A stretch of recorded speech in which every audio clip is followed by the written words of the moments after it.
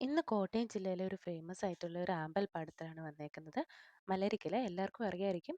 ഇൻസ്റ്റയിലൊക്കെ ഒരുപാട് റീൽസൊക്കെ വരുന്നുണ്ട്. ഇപ്പം മലരിക്കല് ആമ്പല് പൂത്തതോടുകൂടെ ഞങ്ങള് കുറച്ച് ദിവസമായിട്ട് വരണമെന്ന് വിചാരിക്കണം. പക്ഷേ മഴയൊക്കെ ആയതുകൊണ്ട് വന്നു കഴിഞ്ഞാൽ ബുദ്ധിമുട്ടായിരിക്കും എന്ന് വിചാരിച്ചിട്ട് അങ്ങനെ ലേറ്റ് ആയതാണ്.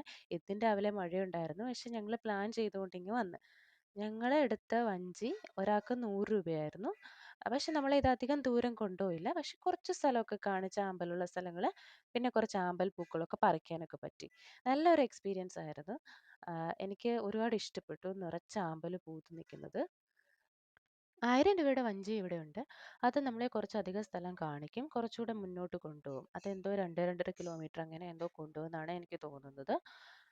പിന്നെ നമുക്ക് ഫോട്ടോസൊക്കെ കുറച്ചുകൂടെ കൂടുതലായിട്ട് എടുക്കാൻ പറ്റും.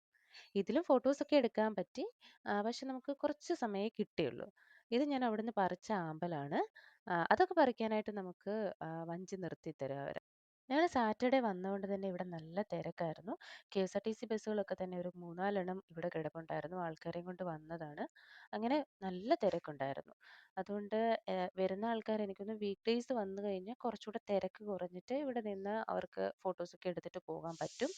പിന്നെ വരുമ്പം നമ്മള് എത്രയും നേരത്തെ വരാൻ പറ്റുമോ അത്രയും നല്ലതാണ്. കാരണം ഇവിടെ ഒരു 6 മണി തൊട്ടിട്ട് 10 മണി വരെയാണ് ഈ പൂ നല്ല രീതിയിൽ നമുക്ക് ഫോട്ടോസൊക്കെ എടുക്കാനായിട്ടൊക്കെ പറ്റുന്നത്. 10 മണി കഴിഞ്ഞാൽ പിന്നെ ഈ പൂ അടയാൻ വേണ്ടി തുടങ്ങും. കാരണം ഇത് രാത്രിയിൽ 9 മണിക്ക് എന്തോ വിരിയുന്നതാണ്. പിന്നെ ഞങ്ങൾ അവിടുന്ന് ഇറങ്ങി. അപ്പൊ അത്രേ ഉള്ളൂ ഇന്നത്തെ വീഡിയോ.